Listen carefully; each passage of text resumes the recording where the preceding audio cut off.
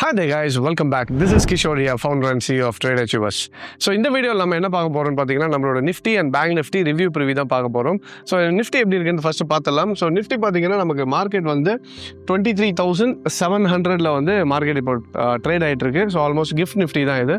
நம்ம ஏற்கனவே சொல்லியிருந்தேன், நிஃப்டி பார்க்குறது காட்டிலும் நீங்கள் இன்னும் கொஞ்சம் டேட்டா ப்ராப்பராக வச்சு அனலைஸ் பண்ணணும்னு நினச்சிங்கன்னா it will be better if you go with GIFT Nifty. இப்போ கிஃப்ட் நிஃப்டி பார்த்தீங்கன்னா நமக்கு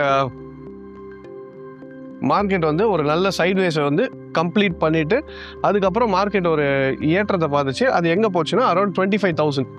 இந்த 25,000 நமக்கு என்ன ஆயிடுச்சுன்னா ஒரு மேஜர் ரெசிஸ்டன்ஸாக மாறிடுச்சு. அந்த 25,000 வந்து ப்ரீவியஸ் லைன் ஆஃப் சப்போர்ட் வந்து இங்கே என்ன ஆயிடுச்சு உங்களுக்கு ரெசிஸ்டன்ஸாக மாறிடுச்சு. ஸோ மார்க்கெட்டும் அந்த ரெசிஸ்டன்ஸ் போயிட்டு இப்போ அங்கேருந்து வந்து கிட்டத்தட்ட 23,200 ஒரு சப்போர்ட் எடுத்துட்டு திரும்பி இருக்குது. இப்போ இது எந்த லெவல் எவ்வளோ லெவல்ஸ் அப்படின்னு பார்த்தீங்கன்னா ஸோ மார்க்கெட் என்ன இருக்குது எக்ஸாக்டாக 61.8% ஃபிபனாச்சி ரீட்ரேஸ்மெண்ட் நம்பர் இது தெரியுதுங்களா? ஸோ கரெக்டாக மார்க்கெட் என்ன இருக்குது ஸோ 618. ஸோ இது வந்து கோல்டன் ரேஷியோன்னு சொல்லுவோம். 61.8 வந்து அந்த கோல்டன் ரேஷியோ மார்க்கெட் ஹிட் ஆகி இப்போ மார்க்கெட் வந்து ஒரு கிட்டத்தட்ட ஒரு 400 பாயிண்ட் டு 500 பாயிண்ட் வரைக்கும் என்ன இருக்கு ரிகவரி ஆயிருக்கு. ஸோ இதுவும் வந்து இப்போ லோவர் டைம் ஃப்ரேமில் பார்க்கும்போது என்ன ஆயிடுதுன்னா இது வந்து நல்ல சப்போர்ட் ஆக்ட் பண்ணிட்டு இருந்துச்சு. இப்போ இந்த சைட்வேஸ் ரேஞ்சில் வந்து இது வந்து ஒரு சப்போர்ட். அப்போ இது வந்து என்ன ஆகிடும் உங்களுக்கு ரெசிஸ்டன்ஸாக மாறிடும். அப்போ ரெசிஸ்டன்ஸ் லெவல் எங்கே இருக்குன்னு பார்த்தீங்கன்னா அரௌண்ட் 23,900 to 24,000. ஸோ 24,000 வந்து என்ன ஆகிடும் நமக்கு ஒரு நல்ல ஸ்ட்ராங் லெவல் ஆஃப் ரெசிஸ்டன்ஸாக மாறி இருக்கு. ஸோ இப்போ இந்த 24,000 பிரேக் ஆச்சுன்னா அடுத்த லெவல் ஆஃப் ரெசிஸ்டன்ஸ் வந்து மறுபடியும் 24,900 to 25,000 ஒரு 1,000 பாயிண்ட்ஸ் ரேஞ்சில் தான் இருக்கு. அப்போ ஏற்கனவே வந்துச்சுல நமக்கு பீக் அடிச்சதுல அதே பீக்கு மறுபடியும் இங்கே வரதுக்கு வாய்ப்பு இருக்கு. ஸோ இந்த இடத்துல தான் ஒரு குரூஷியல் பாயிண்டா இருக்கும். இதை மார்க்கெட் பிரேக் ஆச்சுன்னா அடுத்தது நமக்கு 26,000. ஸோ அங்கேருந்து ஸோ இப்போ இது எல்லாமே பார்த்தீங்கன்னா கிட்டத்தட்ட ஒரு 1,000 பாயிண்ட்ஸ் மொமெண்டமில் தான் நிஃப்டி ட்ரேட் ஆகிட்டு இருக்கு. ஸோ மோஸ்ட் ப்ராபப்ளி உங்களுக்கு இந்த டெய்லி நியூஸஸ்லாம் இல்லாமல் மார்க்கெட் நார்மலைஸ் ஆகிடுச்சு. இப்போ நடுவில் பார்த்தீங்கன்னா நமக்கு பிஎம்மோட நியூஸ் வந்துருந்தது. ஸோ அந்த நியூஸுக்கு மறுபடியும் மார்க்கெட் கொஞ்சம் கீழே இறங்குச்சு. திருப்பி இப்போ ஒரு 2 days அதுக்கு ரியாக்ட் பண்ணிச்சு. இப்போ மறுபடியும் மார்க்கெட் ஸ்லோவாக என்ன ஆரம்பிச்சுது ரிகவர் பண்ண ஆரம்பிச்சிருச்சு. ஸோ இப்போ மார்க்கெட் மறுபடியும் 23,700 ட்ரேட் ஆகுது. ஸோ வரக்கூடிய நாட்களில் ஒன்ஸ் மார்க்கெட் 24,000 பிரேக் ஆச்சுன்னா அடுத்த 25,000 அந்த 25,000 பிரேக் ஆச்சுன்னா அடுத்த லெவல் ஆஃப் ரெசிஸ்டன்ஸ் R3 எங்கே இருக்குன்னா 26,000. So 24 will be R1, 25 will be R2 and 26,000 will be R3. So இதுதான் 3 லெவல் ஆஃப் ரெசிஸ்டன்ஸாக ஆக்ட் பண்ணிட்டு இருக்கோம்.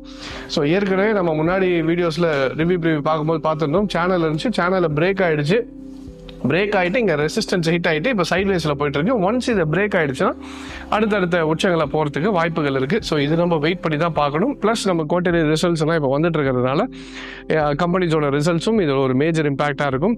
ஒன்ஸ் ரிசல்ட்ஸ் சில கம்பெனிஸ் நல்லா கொடுத்தாங்கன்னா definitely we gonna see some good momentum in the stock. So வரக்கூடிய நாட்களில் எப்படி போகுதுன்றது நிஃப்டி பார்க்கலாம். இப்போதைக்கு நிஃப்டி சைட்வேஸ்ன்னு சொல்கிறது வந்து 24,000 பிரேக் ஆச்சுன்னா 24 to 25 வந்து ஏற்கனவே சைட்வேஸ் ரேஞ்ச் இருந்ததுனால மறுபடியும் மார்க்கெட் என்ன ஆகும் சைட்வேஸ் ரேஞ்சுக்குள்ளே போகும். அதை பிரேக் ஆச்சுன்னா நெக்ஸ்ட் 26,000. இப்போதைக்கு கரெக்டாக 618 எடுத்துட்டு கரண்ட் சினாரியோ இப்போ இதுதான் ட்ரெண்டில் இது கரெக்ஷன் சொல்லுவோம். கரெக்ஷன் முடிச்சுட்டு உடனே மார்க்கெட் என்ன ஆகணும் அடுத்த ஹையை பிரேக் பண்ணி போகணும். ஸோ மோஸ்ட் ப்ராபப்ளி வரக்கூடிய நாட்களில் உடைக்கும்ன்றது எக்ஸ்பெக்ட் பண்ணுவோம். இது நிஃப்டிக்கான ரிவ்யூ. நெக்ஸ்ட் நம்ம பேங்க் நிஃப்டிக்கு எப்படி இருக்குன்னு பார்த்துலாம். நம்ம ட்ரேட் அச்சீவர்ஸோட Chennai office 10th year anniversary நம்ம செலிப்ரேட் பண்ண போகிறோம். ஸோ அந்த 10th year ஆனிவர்சரி முன்னிட்டு ஒரு ஸ்பெஷல் ஆஃபர். அந்த என்ன ஆஃபர்னு பார்த்தீங்கன்னா நம்மளோட price action course, option plus advance course, இது 3த்தையுமே சேர்த்து அந்த காம்போ கோர்ஸ் வந்து ஃப்ளாட் 55% ஆஃபரில் கொடுக்க போகிறோம். ஆஃபரோட ப்ரைஸ் என்னென்னு பார்த்தீங்கன்னா 70,000 இருக்கக்கூடிய கோர்ஸோட ஃபீயை வந்து ஜஸ்ட் 27,000 ப்ளஸ் ஜிஎஸ்டியில் வந்து நம்ம 55% ஆஃபரில் கொடுத்துட்ருக்கோம். ஸோ இந்த ஆஃபர் வந்து ஃபஸ்ட்டு 100 ஸ்டூடெண்ட்ஸுக்கு தான். அதே மாதிரி இந்த ஆஃபர் எவ்வளோ நாள் வேலிடாக இருக்கும்னு பார்த்தீங்கன்னா it will B until May 15th வரைக்கும் இந்த ஆஃபர் வந்து வேலிடிட்டி இருக்கும். ஸோ இன்னும் இதை பற்றின டீட்டெயில்ஸ் வேணும்னாலும் நம்மளோட நம்பரை கால் பண்ணி கேட்டிங்கன்னா they'll give you all the details. So இந்த எல்லா பிரான்ச்சஸ்க்கும் அப்ளிகபிள் ப்ளஸ் ஆன்லைன் ஸ்டூடெண்ட்ஸுக்கும் இந்த ஆஃபர் அப்ளிகபிளாக இருக்கும். ஸோ வேணுன்றவங்க எங்கள் நம்பருக்கு கால் பண்ணுங்கள். அதே மாதிரி நிறைய பேர் இந்த ஆஃபர் போடும்போதும் சரி இல்லை நார்மலாகவே நிறைய பேர் கேட்டுட்டு இருக்கிறது என்னன்னா, சார் இது நானும் கற்றுக்கிட்டு பண்ணலாமா, எனக்கு யூஸ்ஃபுல்லாக இருக்குமா, யாரெல்லாம் இதை யூஸ் பண்ணலாம் அப்படின்ற மாதிரி நிறைய பேர் கேள்வி கேட்டுட்டு இருக்கீங்க. ஸோ இது யார் கற்றுக்கலான்னு பார்த்தீங்கன்னா எல்லாருமே, யாரெல்லாம் சம்பாதிக்கணும் ஒரு சைடு இன்கம் வேணும்னு நினைக்கிறவங்க, இப்போ ஒரு ஹவுஸ் ஒய்ஃபாக இருக்கட்டும், ஸோ நான் வீட்டில் இருக்கேன், நான் வேலைக்கு போக முடியல, பசங்களை பார்த்துட்டு இருக்கேன், என்னாலையும் இதில் இருந்து ஒரு சைட் இன்கம் மாதிரி ஜென்ரேட் பண்ண முடியுமானா டெஃபினட்டாக நீங்களும் கற்றுக்கிட்டு பண்ணும்போது மந்த்லி ஒரு கொஞ்சமாக ஸ்லோவாக இன்வெஸ்ட்மெண்ட் மாதிரி ஸ்டார்ட் பண்ணி அதுலேருந்து ஒரு ரிட்டர்ன்ஸ் வர வைக்கிறது எப்படின்றத நம்ம பிளான் பண்ணலாம். அதே மாதிரி ரிட்டையர்ட் பர்சனாக இருக்கீங்கன்னா உங்களுக்கும் யூஸ்ஃபுல்லாக இருக்கும். நீங்களும் கற்றுக்கிட்டு நெக்ஸ்ட் நீங்கள் என்ன பண்ணலான்னு பார்த்தீங்கன்னா, உங்களோட ஏற்கனவே சேவிங்ஸ் பண்ணி வச்சிருப்போம், அதை எங்கடா இன்வெஸ்ட் பண்ணணும்னு தெரியாமல் இருக்கும். இப்போ மியூச்சுவல் ஃபண்டில் கொடுக்கறதுக்கு பயமாக இருக்கலாம், இல்லை பாண்ட்ஸில் போடலாமா என்னன்ற. ஸோ இதை பற்றின ஒரு ஃபுல் புரிதலுக்காக தான் நம்ம கற்றுக் கொடுத்துட்டு இருக்கோம். ஸோ இன்கேஸ் நீங்கள் வேணுனாலும் நம்ம கிட்ட கற்றுக்கலாம். அதுக்கப்புறம் யாருன்னு பார்த்தீங்கன்னா, இன்கேஸ் நீங்கள் ஒர்க்கிங் ப்ரொஃபஷனல் அப்படின்ற பட்சத்தில் நம்ம கிட்ட வீக்கெண்ட் பேட்சஸும் இருக்குது. நிறைய பேருக்கு இந்த வீக்கெண்ட் பேட்சஸ் பற்றி தெரியல. என்னன்னா எல்லாருமே ஆஃபீஸ் கோயர்ஸ் வந்து டெய்லி மண்டே நம்மளோட பேட்சஸ் டைமில் வந்து ஜாயின் பண்ண முடியாது. ஸோ அதனால் வீக்கெண்டில் வந்து